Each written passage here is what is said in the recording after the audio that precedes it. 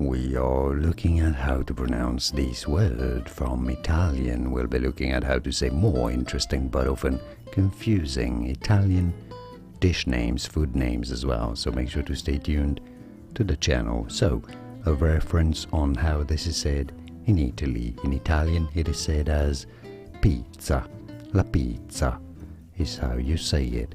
Now in English, it is for once said rather similarly to the original Italian pronunciation as pizza, pizza. So there's no Z sound or Z sound at all in English, despite the double Z. It is to be said Pete, as in P-E-E-T, Pete, and then sa, an S and an A. So you could spell it P-E-E-T-S-A. Pizza. Pizza is how you say it, pizza. Really similarly to the original Italian pronunciation again, pizza. And now you know it all. Did you get this? Was this any helpful? Let me know in the comments and by using the like button.